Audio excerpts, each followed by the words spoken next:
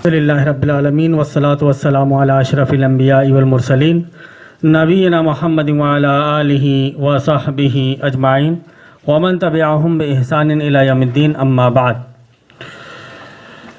ہمارے سامنے ایک یہ چارٹ ہے، یہ ادھورا رہ گیا تھا۔ یہ تو مسائل بہت سے ہیں، لیکن جو ضروری مسائل تھے لگ بھگ سبھی آ چکے،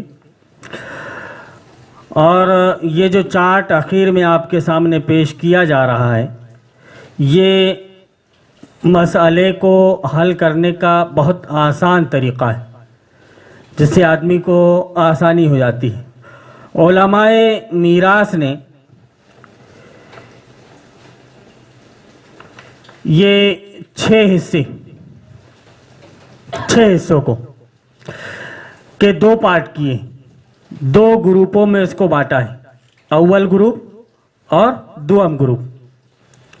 اول گروپ میں انہوں نے رکھا ہے نصف کو، نصف کا مطلب ہوتا ہے آدھا۔ دوم میں رکھا ہے ربع کو، ربع کا مطلب ہوتا ہے 1/4، 1/4۔ اور تیسرے نمبر پر رکھا ہے سمن کو، مطلب 8واں حصہ، 8واں حصہ۔ یہ گروپ اول میں۔ دوسرے گروپ میں رکھا ہے ثلثان کو، مطلب 2/3۔ اور دوسرے گروپ میں پہلے نمبر پر ثلثان کو، اور دوسرے گروپ میں دوسرے نمبر پر ثلث کو۔ ثلث کا مطلب 1/3، تیسرا۔ اور سدس مانے 6واں حصہ، 1/6، 6واں حصہ۔ یہ 2 جگہ میں تقسیم کیا ہے۔ اب یہ 2 جگہ میں تقسیم کر کے انہوں نے ایک یہ آسانی پیدا کر دی ہے کہ آپ کسی مسئلے کو حل کرنے کے لیے بیٹھیں، اس مسئلے میں اگر آپ کے سامنے پہلے گروپ کا نصف، پہلے گروپ کا یہ نصف آ گیا، اور دوسرے گروپ میں سے کوئی سا بھی، چاہے سدس آ جائے، ثلث آ جائے یا ثلثان آ جائے، دوسرے گروپ کا کوئی 1 آ جائے یا 2 آ جائے یا تینوں آ جائیں، لیکن پہلے گروپ کا یہ نصف رہنا چاہیے، پہلا حصہ نصف۔ اب اس کی مثال میں نے آپ کے سامنے بیان کی تھی کہ مرنے والی عورت ہے۔ اب اس کی جائیداد میں سب سے پہلے جو خیال رکھا جائے گا اس کے کفن دفن کا، کفن دفن کا انتظام کیا جائے گا۔ اب اس کے بعد میں اس کے اوپر اگر کوئی قرض ہے تو قرض کی ادائیگی کی جائے گی، یا پھر اس نے کوئی وصیت کی ہے، قرض بھی ہے وصیت بھی ہے، تو پہلے قرض ادا ہوگا، پھر وصیت جو اس کی ہے وہ میکزیمم 1/3 پر وصیت کر سکتی ہے، اس سے زیادہ پر وہ وصیت نہیں کر سکتی۔ 1/3 اس کی وصیت میں سے دے دیا جائے گا۔ اب جو کچھ بھی مال بچا ہے، یہ ساری چیزیں کرنے کے بعد میں اس کے کفن دفن کا انتظام، اس کے اوپر قرض ہے اس کی ادائیگی، اور اس نے کوئی وصیت کی ہے وصیت کی ادائیگی۔ اب جو عورت نے چھوڑا ہے اپنے شوہر کو، پھر یہ عورت کی ماں ہے اور یہ عورت کا بھائی۔ یہاں پہ ایک چیز یہ خیال رکھیں کہ یہ جو ماں ہے یہ عورت کی ماں ہے، ماں جو ہے یہ عورت کی ماں، یہ شوہر کی ماں یہاں پر مراد نہیں، کیونکہ ساس سسر کو حصہ نہیں دیا جاتا، دیور اور جیٹ کو حصہ نہیں ملتا، اس کے بھائی اور بہن کو ملے گا۔ یہ عورت کا ایک بھائی ہے، اس کی ماں زندہ ہے، اس کا شوہر زندہ ہے۔ تو پہلی مثال میں ہم نے یہ دیکھا کہ جیسے یہ عورت، اس کا انتقال ہوتا ہے تو اللہ رب العالمین کے فرمان کے مطابق کہ اگر تمہاری کوئی اولاد موجود نہ ہو تو وَلَكُمْ نِصْفُ مَا تَرَكَ أَزْوَاجُكُمْ إِن لَّمْ يَكُن لَّهُنَّ وَلَدٌ، कि अगर औरत की कोई औलाद मौजूद नहीं है फलकुम निस्फ, तो तुम्हारे लिए कितना है? आधा है। तो ये आधा आया, पहले ग्रुप का आधा यहां आ गया, निस्फ। अब यहां पर अल्लाह रब्बुल आलमीन के फरमान के मुताबिक कि औरत ने अगर छोड़ी, उसकी मां को कितना मिलेगा? उसकी मां को कितना मिलेगा? सुलुस। उसकी मां को कितना मिलेगा? सुलुस। और भाई को कितना मिलेगा? सुदुस, छठवां हिस्सा।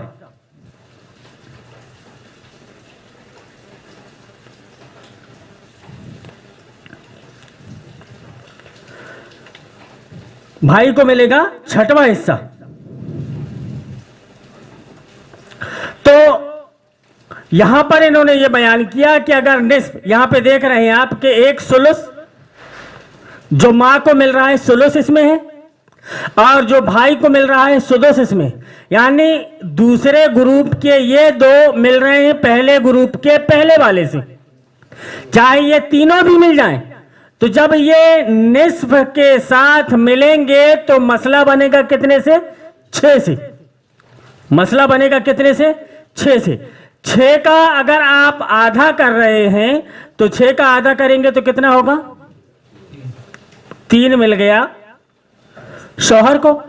अब आप 6 को 3 हिस्से में तकसीम करेंगे तो कितना आएगा? 2। 2 तिया 6, तो 2 मिल गया किसको?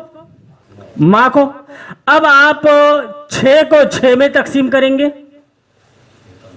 6 कम 6, एक हिस्सा बनेगा, तो सुदुस यानी छठवां हिस्सा ये भाई को मिल गया। इस तरह से ये 6 हिस्से हुए थे, तो 6 हिस्से जो हुए, 3 हिस्से शौहर को मिल गए, 2 हिस्से मां को मिले, 1 हिस्सा भाई को मिल गया। तो इस तरह से ये 6 हिस्से होकर 6 में तकसीम हो गए। ये आसानी हमें कहां से मिली? उलमाए मीरास के बनाए गए इस कायदे से कि ये जो निस्फ है, निस्फ अगर इनमें से किसी से टकराता है तो मसला 6 से बनेगा। ये एक मिसाल वाज़ेह हो गई। दूसरी मिसाल कि नंबर 2 में क्या है? रुबु। नंबर 2 में क्या है? रुबु। अब अगर ये तीनों से या ये तीनों में से किसी एक से या 2 से, जिससे भी मिलता है रुबु, तो मसला बनेगा कितने से? 12 से। अब हम यहां पर देख रहे हैं कि शौहर का इंतकाल हो गया,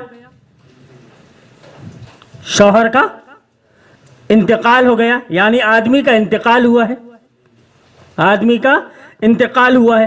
अब यहां पर ये शौहर की मां है।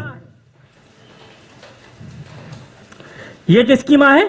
शौहर की। और ये भाई किसका है? ये शौहर का। यहां पे औरत के भाई थे उसके तरके में, अब यहां पर शौहर की मां और शौहर के भाई हैं।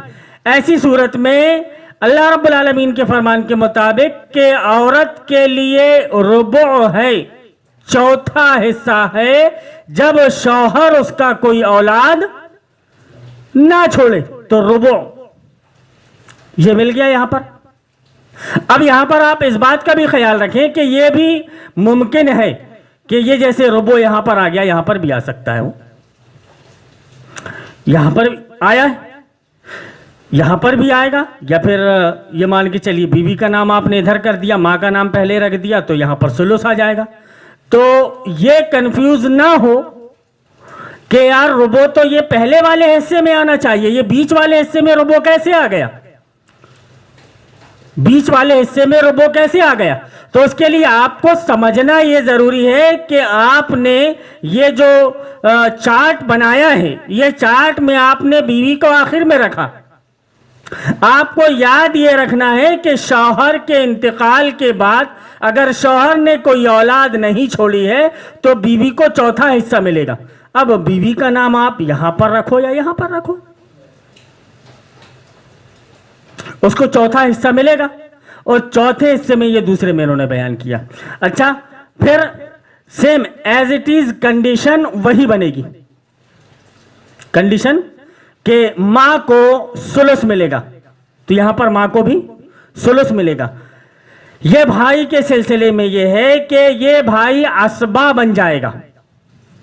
اسبا مطلب اگر اولاد کوئی موجود اس کی نہیں ہے تو اس کا کوئی قریبی رشتہ دار،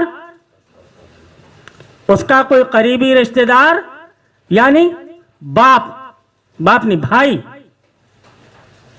بھائی اس کا، یا پھر بھائی کے بچے، اگر بھائی نہیں ہے بھائی کی جگہ میں اس کے بچے ہیں، بھائی کی جگہ میں اس کے بچے ہیں تو وہ اسبا بن جائیں گے. اور اسبا کے لیے یہ اصول ہے کہ یہ دونوں کے درمیان میراث کے تقسیم ہو جانے کے بعد میں اس کا جو حصہ تھا اس کو مل گیا، اس کا جو حصہ تھا اس کو مل گیا، باقی کا جو کچھ بھی بچتا ہے سب اسبا کا ہوتا ہے. باقی کا جو کچھ بھی بچتا ہے وہ کس کا ہوتا ہے؟ اسبا کا ہوتا ہے. اسبا میں صرف اس کا بھی یہ ایک بھائی ہے. اب یہاں پر اور بھائیوں کی تعداد زیادہ ہو تو یہ ان بھائیوں میں برابر تقسیم ہو جائے گا.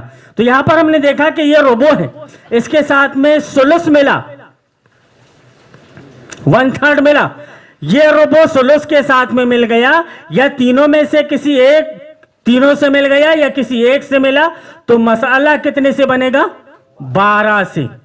اب ہم نے اس کی کل جائیداد کے 12 حصے کر دیے تو آپ نے چوتھائی حصہ جو بیوی کو دینا ہے 3 چوکو 12، مطلب 4 کا پہاڑا آپ نے 3 کا پہاڑا آپ نے 4 بار پڑھا، 3 کا پہاڑا آپ نے 4 بار پڑھا تو 1/4 ہو گیا اس کا.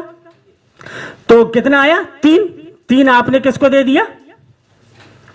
بیوی کو دے دیا 3 حصے 12 حصوں میں سے. اب سلس تو یہاں پر آپ نے 4 مرتبہ پڑھا، 4 تیا 12، تو 4 حصے کس کو مل گئے؟ سلس کا ماں کو مل گیا. کتنا ہوا؟ 4 اور 3 7، بچا 5، تو 5 پورا کا پورا اسبا کے طور پر بھائی کو مل گیا. یہ آسانی ہو گئی، ہمیں اس کے کئی ٹکڑے کرنے نہیں پڑے، آسانی کے ساتھ میں یہ وراثت ان کے درمیان میں تقسیم ہو گئی. وجہ اس کی یہ کہ علماء میراث نے جو یہ جو چارٹ بنا کر کے ہم کو دیا ہے، جو ٹیبل، جو 2 گروپ بنا کر کے دیے ہیں، یہ 2 گروپ کی بیس پر ہمارے لیے جائیداد کو تقسیم کرنا آسان ہو گیا. اب اس کے بعد میں جو آخری مسئلہ ہے، یہاں پر ایک مرتبہ اس کو اور پھر لکھ لیں کہ یہ نصف ہو گیا، یہ ربع ہو گیا، اور یہ ثمن ہو گیا. یہاں پہ ہو گیا سلسان، یہاں پر ہو گیا سلس، اور یہاں پر ہو گیا سدس.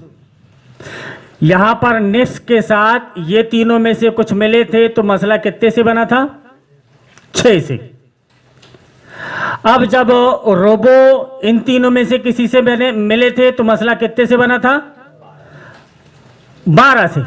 اب مسئلہ ہمارے سامنے ہے کہ جب ثمن ان تینوں میں سے کسی سے ملے تو مسئلہ کتنے سے بنے گا؟ ثمن ان تینوں میں سے کسی سے ملے تو مسئلہ کتنے سے بنے گا؟ تو علماء کرام نے کہا کہ یہ مسئلہ بنے گا کتنے سے؟ 24 سے. اس کی مثال بھی اب ہم دیکھتے ہیں.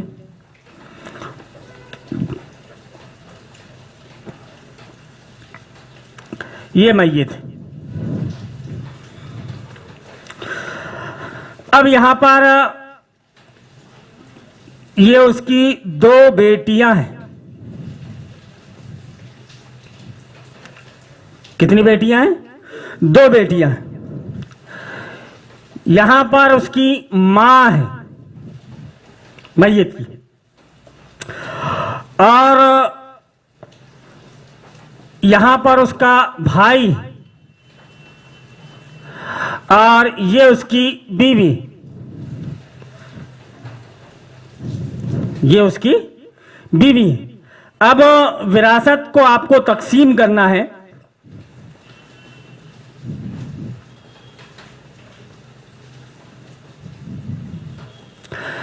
हमने इससे पहले क्या पढ़ा था कि अगर शौहर का इंतकाल हो गया और उसकी बीवी, उसके बच्चे मौजूद हैं,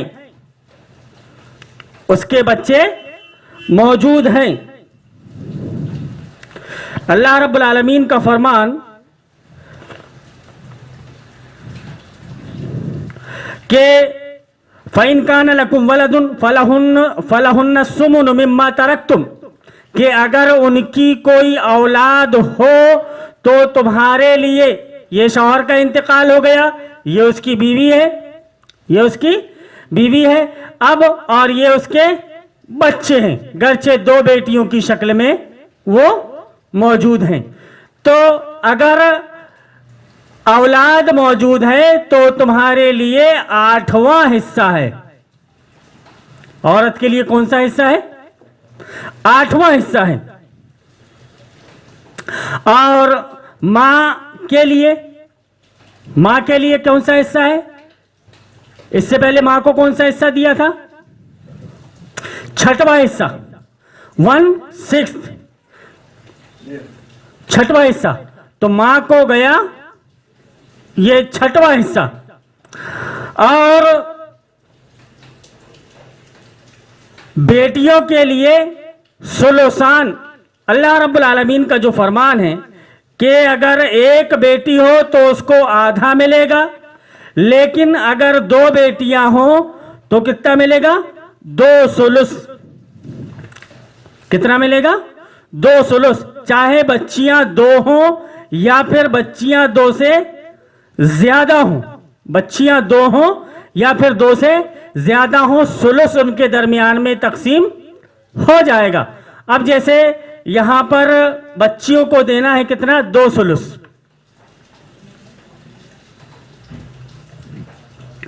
ये भाई का भी बाकी मसला बच गया, क्योंकि भाई शौहर के इंतकाल के बाद चूंकि इसकी ये औलाद मौजूद है, ये असबा में आएगा। अब अगर इसकी कुल जायदाद का जो बंटवारा होगा, इसके 24 हिस्से होंगे, 24 हिस्सों से जो भी जायदाद का हिस्सा बचेगा बतौर असबा वो भाई को मिलेगा। इस वजह से हमने यहां पर कोई चीज जिक्र नहीं की है कि इसको कितना मिलेगा। तो ये सुमन 8वां हिस्सा, ये आ गया सुलुसान, ये 8वां हिस्सा, ये अव्वल ग्रुप का सुमन, ये दुवम ग्रुप के सुलुसान से मिल गया, सुलुसान और सुदुस से। तो ऐसी सूरत में मसला बनेगा कितने से? 24 से। अब आप इसको ले लीजिए कि 8 का पहाड़ा आप 3 मर्तबा पढ़ेंगे तो कितना आएगा? 8 तिया 24। तो बीवी को कितने हिस्से मिल गए? 3 हिस्से।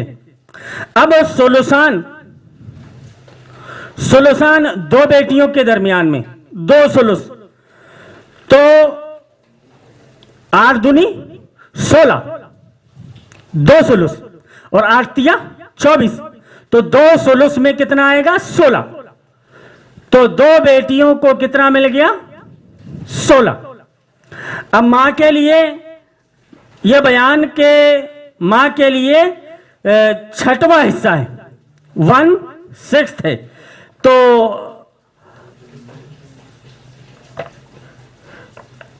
4 छिंग 4 का पहाड़ा आप 6 मर्तबा पढ़ेंगे तो कितना आएगा?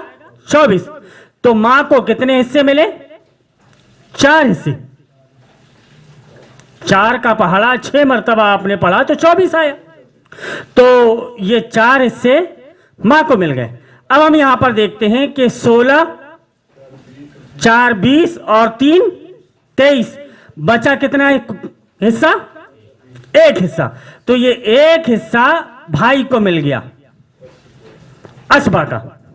ये पूरे आपके 24 हिस्से इस तरह से इनके दरमियान में ये तकसीम हो गए।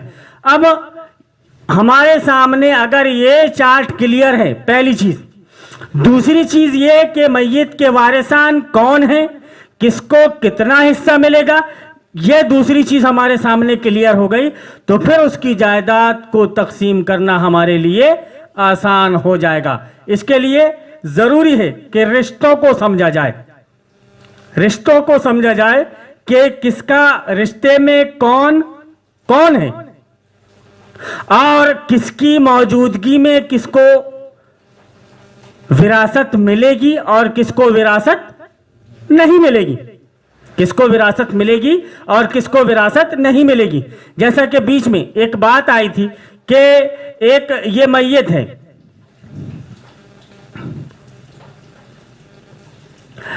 اس کے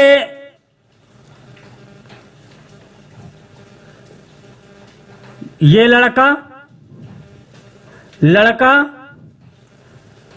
لڑکی لڑکا یہ اس کے اتنے یہ موجود ہیں، لیکن اس کا انتقال ہو گیا، ایک لڑکے کا اس کے انتقال ہو گیا، اس کی اولاد موجود ہے، اس کی اولاد موجود ہے۔ تو میت جو مرنے والا ہے، یہ مرنے والا جو ہے یہ اس کی اولاد ہوئی، یہ اس کے لڑکے ہوئے اور یہ اس کے پوتے ہوئے۔ تو اولاد کی موجودگی میں پوتوں کا کوئی حصہ، اولاد کی موجودگی میں پوتوں کا کوئی حصہ نہیں ہوتا۔ سوال یہ پیدا ہوتا ہے کہ پھر اس کی یہ جو اولاد ہے یہ کرے کیا؟ تو ایسی صورت میں میت کے اوپر یہ فرض ہو جاتا ہے کہ جو اس کو اللہ رب العالمین نے ادھیکار دیا ہے، من بعد وصیۃ یوصی بہا او دین، کہ اللہ رب العالمین نے جو اس کو اتھارٹی دی ہے کہ 1/3 پر وہ وصیت کر سکتا ہے، تو 1/3 کی ان کے نام پر وصیت کر دے وہ، یا پھر کم از کم اتنی وصیت کر دے جتنی وصیت میں جتنا کہ اس کے والد کو حصے میں ملنے والا تھا، کم سے کم اتنا مال ان کی اولاد کے نام وصیت میں کر دے تاکہ ان کا بھی کوئی انتظام ہو جائے۔ اگر اس نے ایسا نہیں کیا کہ وصیت کرے، اگر اس نے وصیت نہیں کی تو حصہ تو ان کو نہیں ملے گا، حصہ ان کو نہیں ملے گا۔ لیکن یہ اللہ رب العالمین کے پاس اس سے باز پرس ہوگی کہ تجھ کو میں نے جو یہ اتھارٹی دی تھی کہ تو 1/3 پر وصیت کر سکتا ہے، اپنی ایک اولاد کی اولاد کو تو چھوڑ کر کیسے آ گیا جبکہ ان کے سر پر ان کے باپ کا سایہ موجود نہیں تھا؟ یہ گنہگار ہوگا، اللہ رب العالمین کے پاس اس کی باز پرس ہوگی۔ لیکن سوال یہ ہے کہ نبی کریم صلی اللہ علیہ وسلم کے فرمان کے مطابق کہ قرب قیامت کے وقت پڑھائی لکھائی عام ہو جائے گی۔ ہم دیکھ رہے ہیں کہ پڑھائی لکھائی عام ہے، شاید کہ کوئی محلہ ایسا بچا ہو جہاں پر کوئی اسکول یا کانوینٹ موجود نہ ہو۔ میں ایک حدیث آپ کے سامنے بیان کرتا رہتا ہوں، علامہ ناصر الدین البانی رحمۃ اللہ علیہ نے سلسلۃ الحدیث صحیحہ کے اندر اس کو ذکر کیا ہے کہ وَيُقْرَأَ بِالْقَوْمِ الْمُسَنَّاتِ، کہ لوگوں کے درمیان پڑھائی لکھائی عام ہو جائے گی، لَيْسَ فِيهِمْ أَحَدٌ يُنْكِرُهَا، کوئی اس کا انکار نہیں کر سکے گا۔ تو صحابہ اکرام نے پوچھا مل مسنات یا رسول اللہ، اے اللہ کے رسول صلی اللہ علیہ وسلم یہ مسنات سے مراد کیا ہے؟ تو آپ صلی اللہ علیہ وسلم نے بیان فرمایا کہ سوا تکتب کتاب اللہ عز و جل، کہ اللہ رب العالمین کی کتاب کو چھوڑ کر جو کچھ بھی لکھا جائے، جو کچھ بھی لکھا جائے سب مسنات میں۔ اب چاہے یہ یہودی سلیبس ہو،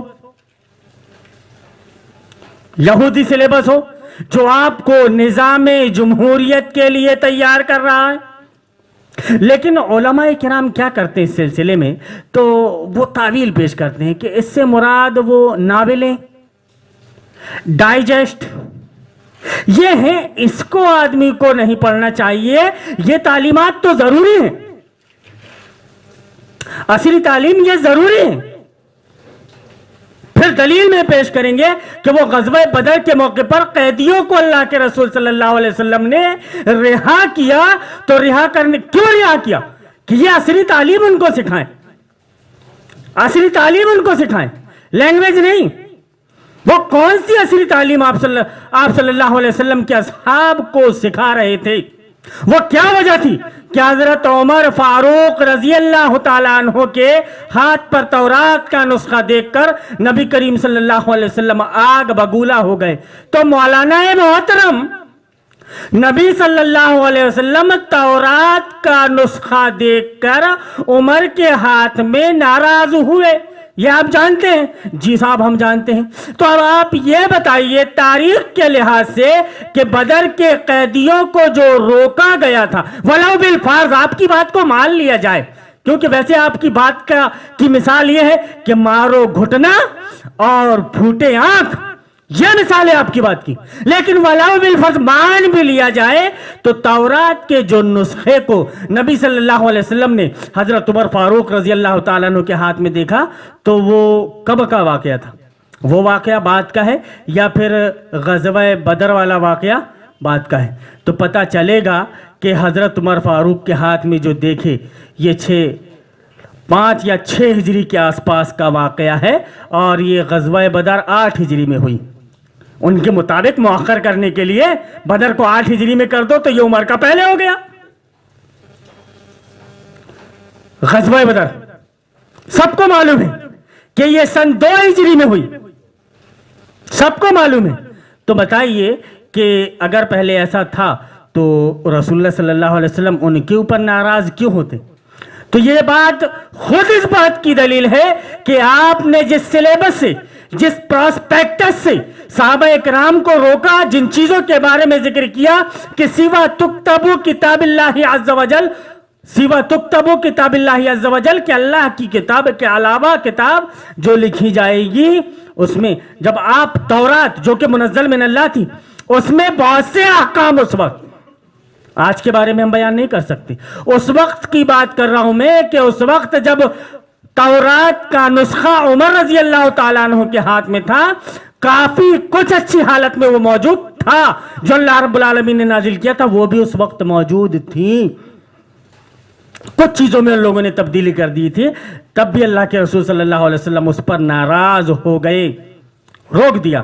اب یہاں پر علماء کرام نے معلوم نہیں کون سی دلیل لا کر کہ قرآن کو چھوڑ دو آپ اس کی تعلیم کو، اور یہ جو میراث میں آپ کو جو بتا رہا ہوں آپ کے سامنے، یہ چارٹ بنا کر، اور مختصر سی کوشش کر رہا ہوں کہ جو حالات رونما ہوتے ہیں، جو حالات آتے ہیں انسان کے ساتھ، وہ حالات آ جائیں اور وراثت کی تقسیم آدمی کم سے کم کر لے۔ لیکن آج کرتا کون ہے وراثت کی تقسیم؟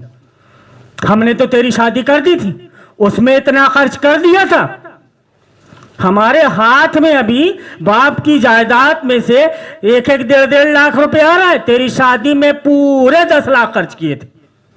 یوپی کی شادیاں دیکھ لو آپ جا کر، 8-10 لاکھ سے کم میں شادی نہیں ہوتی۔ کس کی؟ عام طور سے جو میانہ طبقے کا آدمی ہوتا ہے اس کے گھر کی بات، چھوٹے لوگوں کی بات، کہ 8-10 لاکھ سے کم میں ان کی شادی نہیں ہو رہی ہے۔ جائیداد میں کیا چھوڑ کر جائے گا باپ؟ تو گویا تم نے اپنی زندگی کو سماج کے مطابق بنا لیا تو زندگی میں تمہاری پوری کی پوری زندگی برباد ہو گئی۔ تمہارا چین اور سکون غارت ہو گیا۔ اس کی وجہ صرف اور صرف ایک بنی، وہ یہ کہ تمہاری شریعت سے دوری، شریعت پر عمل سے دوری۔ عمل نہیں ہو رہا ہے اس میں۔ بولے مولانا صاحب کتنا بولنا ہے، بولتے ہیں مولانا صاحب خوب ممبر رسول پر چڑھ کر، لیکن جب انہی کے بچے یا بچی کی شادی آتی ہے تو وہ بھی کھڑے ہو جاتے ہیں کہ کیا کریں بھیا، ہم نے تو خوب کوشش کرے، نہیں مانتے۔ اب دینے کے لیے علی گئے تو ہم کیا کریں؟ ہیلے بہانے۔ تو تم نے اس سے پتہ یہ چلتا ہے کہ محترم آپ 55-56 سال کے ہو گئے، 55 سال کے ہو گئے، لیکن بچپن کی بات کرنا ابھی تک آپ نہیں بھولے۔ یہ اسی لیے بول رہا ہوں میں کہ جب سے تم کو یہ بات معلوم پڑی تھی کہ نبی صلی اللہ علیہ وسلم کے عقد کیسے ہوئے، اس وقت سے تم نے عمل کیوں نہیں کیا، تم نے شادیوں کا بائیکاٹ کیوں نہیں کیا، تم نے لوگوں کے درمیان سختی کے ساتھ یہ باتیں کیوں نہیں لائیں؟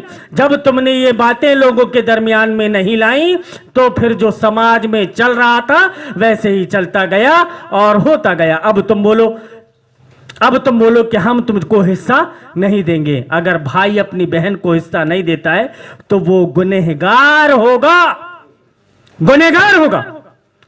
جانتے ہیں اس علم کے بارے میں نبی صلی اللہ علیہ وسلم کا فرمان کہ جتنے بھی علوم دنیا میں پائے جاتے ہیں ان علوم کا آدھا ہے یہ۔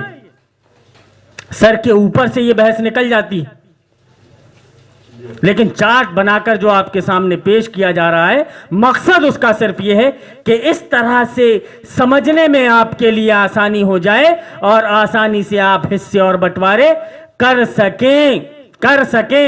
بڑے مسئلے آتے ہیں کہ اب ہم نے مولانا صاحب نے تو بڑے بھولے بن کر شریعت کے حساب سے یہ تقسیم آپ کو بتا دی، لیکن پتہ چلا کہ جو ان کے میت نے جو مرا تھا آدمی اس نے دولت کو کماتے وقت شریعت کا ہی خیال نہیں رکھا۔ لیکن یہ جو حصے مولانا صاحب آپ جو بتا رہے ہیں بہت اچھے حصے بتا رہے ہو آپ شریعت کے مطابق۔ تو نے کمایا کیسے؟ سب سے پہلے مرنے کے بعد میں تو سے یہ پوچھا جائے گا کمایا کہاں سے، خرچ کہاں کیا؟ جواب تو تجھے اللہ کے پاس دینا ہی ہے۔ یہ تو دنیا میں چور کا مال چنڈال کھائے اور پاپی ہاتھ ملتا رہ جائے، ایسا ہی ہوگا۔ چیل کوے کھائیں گے تیرے مر جانے کے بعد میں، انہی کے لیے، ان کے لیے جن کے درمیان میں یہ حصہ ہوگا۔ اور بہن چاہے گی، بہن اگر زندہ ہوگی تو وہ چاہے گی کہ کورٹ سے فیصلہ ہو، کیونکہ وہ ووٹ دیتی تھی نظام طاغوت کو، اور بھائی چاہے گا کہ شریعت سے فیصلہ ہو۔ بڑا شریعت کا خیال رکھنے والا بیچارہ بھائی جس نے کبھی قرآن کھول کے نہیں دیکھا، لیکن آئے گا شریعت کے متعلق سوال کرنے، کیونکہ اس کو تو معلوم ہے کہ میرا حصہ ڈبل ہے، بہن کا حصہ آدھا ہے، میرا حصہ ڈبل ہے، اس لیے وہ دوڑا دوڑا آئے گا شریعت کی طرف۔ تو کیوں کہ دیا جب غم بتوں نے تو خدا یاد آیا۔ تو ایسے وقت میں اگر تم شریعت یاد کرو گے اور کہو گے کہ ہم نے شریعت کے مطابق فیصلہ کیا تو تمہارے ایسے فیصلے تمہارے کوئی کام آنے والے نہیں۔ کس کو دھوکہ دے رہے ہو؟ کس کو دھوکہ دے رہے ہو؟ کس کی آنکھ میں مرچی ڈال رہے ہو؟ کیا تم اللہ اور اس کی رسول کو دھوکہ دینا چاہتے ہو؟ یخادعون اللہ والذین آمنوا وما یخدعون الا انفسهم۔ اللہ کہتا ہے کہ وہ اپنے آپ کو دھوکہ دے رہے ہیں، اللہ رسول کو دھوکہ نہیں دے رہے ہیں۔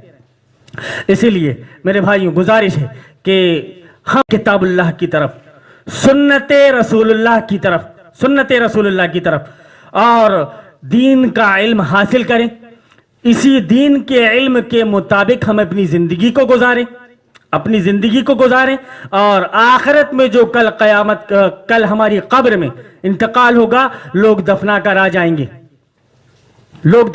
جائیں گے، ہماری قبر میں جو حساب ہوگا تو اس کا جواب ہمیں کتاب اللہ کی روشنی میں ہی دینا ہوگا۔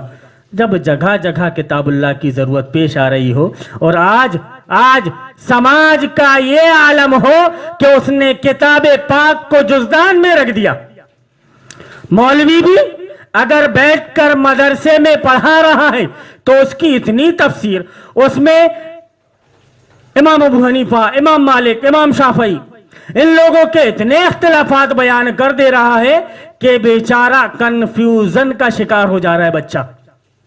اب سمجھے تو کیا سمجھے ہوں، کرے تو کیا کرے، فلانے مفسر یہ کہتے ہیں، فلانے مفسر یہ کہتے ہیں، یا یہ مسئلہ فقہ کا ہے تو فلانے فقیہ اس سلسلے میں یہ کہتے ہیں، فلانے امام یہ کہتے ہیں، امکے امام یہ کہتے ہیں۔ اتنا زیادہ بوجھ ڈال دو، اتنا زیادہ پریشر ڈال دو کہ جو اصل ہے، جو قرآن کی آیت کا ترجمہ جو اصل ہے وہ تک اس کو دماغ میں باقی نہ رہے، وہ فروعیات کو یاد کرنے کے چکر میں۔ آج نبی کی امت کا یہی حال ہو چکا ہے، ورنہ آپ نے اس سے پہلے شاید ہی دیکھا ہو کہ اس طرح سے اس مسئلے پر کسی نے سمجھانے کی کوشش کی ہو، شاید میری نظر میں سے تو یہ بات نہیں گزری۔ کہ کسی نے یہ چیز اس طرح سے سمجھانے کی کوشش کی ہو. لیکچر تو لوگ خوب دے لیتے ہیں لیکن سمجھانا اصل مقصود ہے. اور ہم کوشش یہ کر رہے ہیں کہ جو ہم قرآن کریم کا جو ہمارا سلسلے وار ترجمہ مختصر تشریح کے ساتھ میں چل رہا ہے، ہم سورہ نساء کی آیت نمبر 11 اور 12 میں پہنچے تو وہیں اٹک کر رہ گئے. یہ 3 4 5 کتنے پارٹ ہو گئے اس میں ہم نے آپ کو سمجھانے کی کوشش کی ہے مختصر انداز میں کہ جائیداد وراثت کی تقسیم کس طرح سے کی جائے گی. انشاءاللہ اب اس کے بعد سے ہم اپنا اگلا حصہ جو 11 اور 12ویں آیت کے بعد ہے ہم اس کو لیں گے اور مسلسل ہم ترجمہ اور تشریح کے ساتھ میں آگے بات چلے گی اس میں. اور سورہ نساء کی جو آخر کی جو آیت ہے لگ بھگ میں نے کوشش کی ہے کہ سارے مسائل آپ کے سامنے یہاں پر آ جائیں. اب اس کے بعد میں بھی کسی کے سامنے کوئی مسئلہ آتا ہے، کوئی مسئلہ آ گیا اور ان چیزوں کو میں نے یہاں پر ذکر نہیں کیا ہے، پھنس جاتا ہے آدمی، تو مجھ سے وہ کانٹیکٹ کر سکتا ہے یا پھر کمنٹ کے ذریعے سے اپنے مسئلے کو وہ پوچھ سکتا ہے. انشاءاللہ قرآن اور حدیث کی روشنی میں اس مسئلے کو واضح کرنے کی کوشش کی جائے گی. اللہم ارنا الحق حقا وارزقنا اتباعہ وارنا الباطل باطلا وارزقنا اجتنابہ. آمین یا رب العالمین.